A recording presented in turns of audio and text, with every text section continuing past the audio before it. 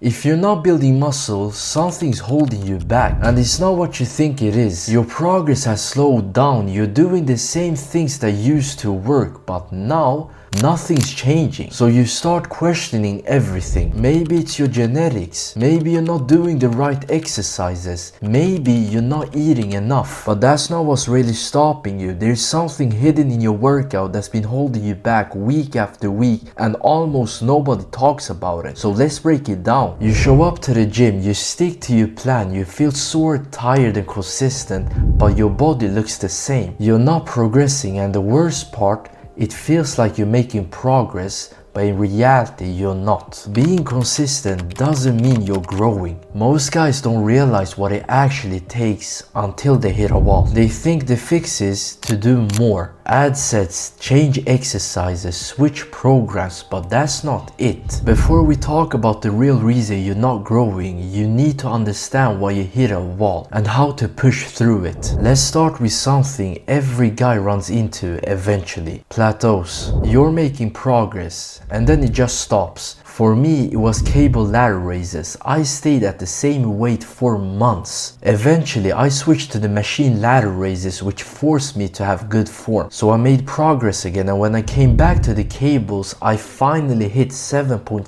kg. So if you're stuck, here's the truth. The reason could be a few things. It might be your recovery. Poor sleep is your worst enemy. It might be your diet. If you're not getting 0.8 to 1.2 grams of protein per pound of body weight, you're leaving gains on the table. Even the quality of your food matters. Whole natural foods gives your body the nutrients it actually needs to recover and grow. And if you're in a calorie deficit, you will make slower strength progress, but that's normal. It doesn't mean you're doing anything wrong. But here's what most guys completely miss. They're not plateauing because of the diet and sleep. They're programming structure, volume, frequency. That's where most of the inefficiencies come from.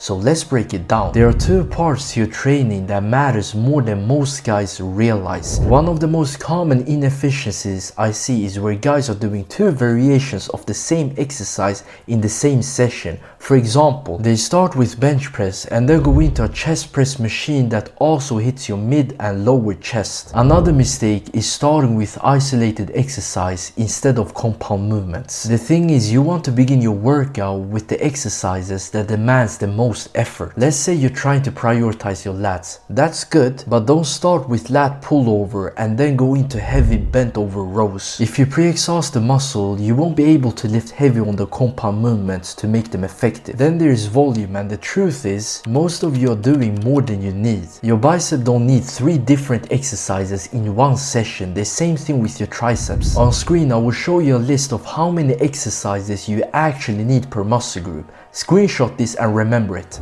Ideally, you want to hit the same muscle group every few days. I hit all my muscles every 4 days. Training each muscle once every 7 days can still work, but it's not optimal. And obviously, if you go too far, train too much, that will only backfire because you won't be able to recover. Because growth doesn't happen in the gym, it happens when you rest. But all of this, your structure, your volume, your exercise selection, none of it matters if you don't train with intensity. And if you don't know how to structure that intensity to actually maximize growth. You think that you're training hard, but your muscles are never forced to adapt. And this is the #1 most common reason most guys don't grow. It's not their split, it's not their diet, it's that they're not training with intensity. They stop too early, they leave way too many reps on the table. To be honest, it's hard. You will feel uncomfortable, but that's exactly where growth begins. The closer you get to failure, the more stimulation you create, and the stronger the signal for your body to create new muscle. And the truth is, most beginners have no idea what failure looks like. So how do you know if you're actually training with intensity? Here's a simple rule. If you're not getting weaker after every set, you can't push harder. You should be forced to lower the weight or drop reps each set. Your last reps should be slow. You should be literally fighting to complete them. If you're doing 3 sets and all of them feels the same,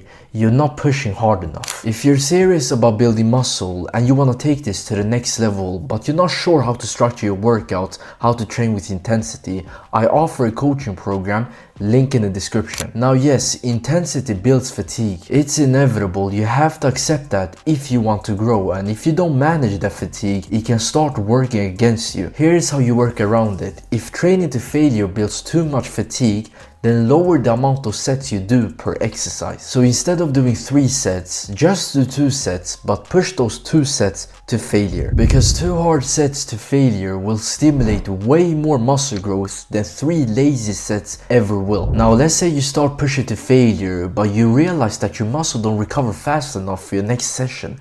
The answer to that is simple. Lower the amount of exercise you do for that muscle group, or add an extra rest day. That's exactly what I do. I rest every 4th day. This is how I manage fatigue and training hard in the gym. So if you're stuck, it's not always effort, it's often efficiency. And when it comes to training to failure, big muscle groups like back, legs, and sometimes chest, you don't always need to go to full failure. Recovery takes longer there, so leave about 1 to 2 reps in the tank. And when it comes to smaller muscle groups, you can and honestly should go to failure most of the time. They don't build much fatigue and they recover fast. And fun fact, training to failure has the added benefit of increasing your mental toughness because you're doing something hard that you could easily avoid. So it's 100% worth it to go to failure. So now you know, if your body isn't changing, it's not your split, it's not your macros, it's your intensity. You can have the perfect program, but if you're not pushing hard, your muscles won't grow.